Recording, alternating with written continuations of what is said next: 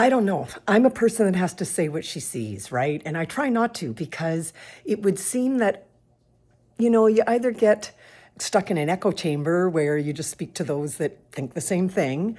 And I've tried really hard to reach out so that I could speak to people on the fringes of the other side to see what am I missing, right? Because apparently in Canada, we live in a communist country that I'm not aware of. And apparently, we can't go out our door and be free, but I feel really free here. And even if they steal 50,000 or so of my money every year, gladly pay it. And if they're going to waste it, well, you know what? Politics is like that. It's a sharp stick. You either put it in your eye, your nose, or the side of your cheek, but there's going to be corruption. I'm sad to say that, but it sure seems that way after living 58 years. This is where I really get hurt, is when someone tries to invade your country, question your sovereignty, and when I post about it, I get, that was a beautiful speech that Mr. Trump gave. And I get, we are not being invaded. We just don't have people who know how to negotiate. When, we're doing the proper thing, we're going to the World Trade Order to say, like, we made a treaty. He signed it. He blames it on Biden, but he signed it. And that treaty is supposed to be until 2026, and he is completely overriding it with tariffs. And he makes it about a security where half an ounce of fentanyl came from Canada. Sure, nobody wants fentanyl. It's all good. But we bowed down, we kissed ass, we fixed the border. But people who want more freedom and they don't want government and they want to tear it down because they think all it does is steal money, I'm not really disputing that. But it's a new day. It's a new day and a new world order that just churns my stomach for the children and grandchildren.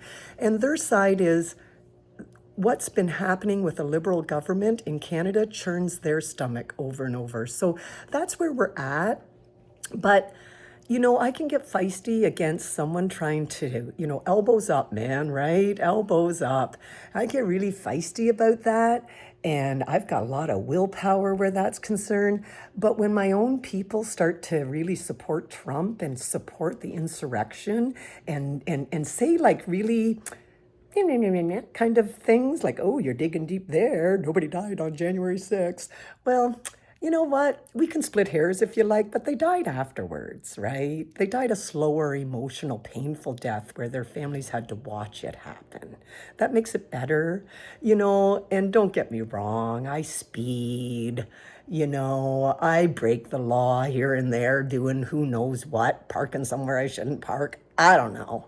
I'm no goody two-shoes. But I probably wouldn't insurrect the actual institutions that protect freedom, no matter how flawed they are. But here's the thing that I want to say to you. I can't tell you how my chest constricts and how hurt I get when the people of my own country are pushing me around when I try to stand up to a man who is charged and has paid off a sex porn, who's cheated on 3 of his wives. And I know they're going to come back and say, well, Trudeau cheated with Jolie and whatever, right? But this guy's so extreme. And all they can see is freedom from the government. They want to. I just am not in the same camp, but I am so hurt. I thought when he crosses the border, which, March 4th, Canada, March 4th, because that's when the tables turn. That's when he actually crossed the border. And he's trying to get in, cozies up to Putin, votes against him in NATO. And they'll say, well, NATO's corrupt. Well, it's all we got. And I'm not going to trade it in for some guy who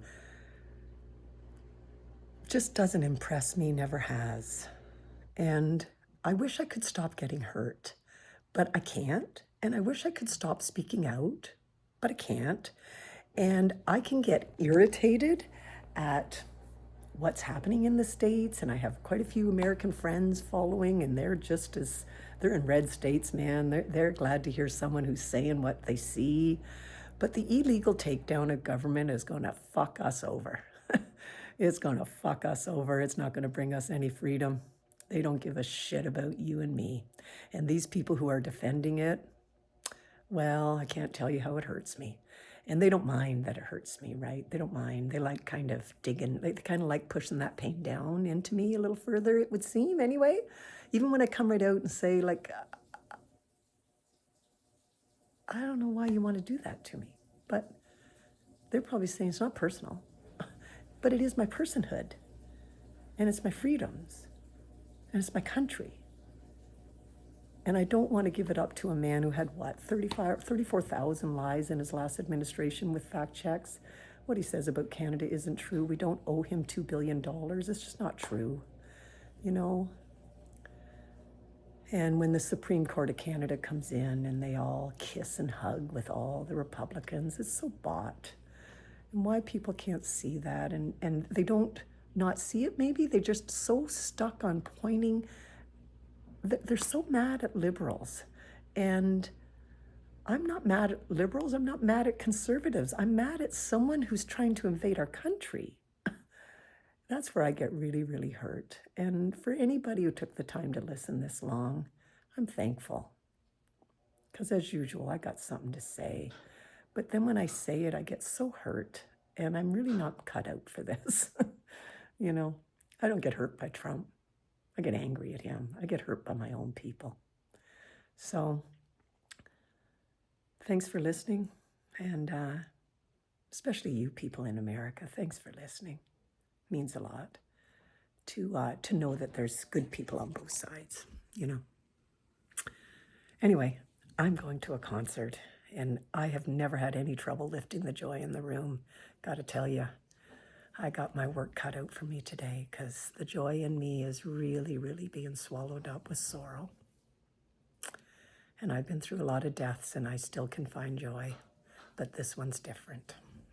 It's the death of our country, looking us right down the barrel. And we have so many that don't see it that way and don't really care. They just want freedom. And I don't want the same kind of freedom. I want freedom with, I'll take a bit of waste, abuse, and fraud, because that's part of government. But this kind of tearing down of government, boy, oh boy, oh boy, it's going to be martial law soon. I'm just waiting for him to put on the gold button suit. Aren't you? Aren't you? Yeah, I'm really scared. And you got people supporting him here in Canada. Never thought I'd see the day that someone would cross our border and try to economically strangle us. We are at war, and we're so little. We're 1/10 of their economy. So we got to hit hard, and we got to hit fast, and we got to make the first one count. And I've been in a fight before. I punched a guy who felt my ass 3 times in a row. I asked him twice politely not to do that. Second time, I clocked him right between the eyes, and my brothers taught me, you don't stop at one. And I fucking stunned that guy. And it wasn't long, the law came over and took care of me and shoved that guy out. Someone's feeling my ass, someone's groping me. And I got people I love helping. And then they're going to ask me, well, what did you wear, Susie? I'm going to tell you something, I'm a free country. I wear whatever the hell I want. Help me if you can. It's a cry for help, people. And I want to help you. Amen.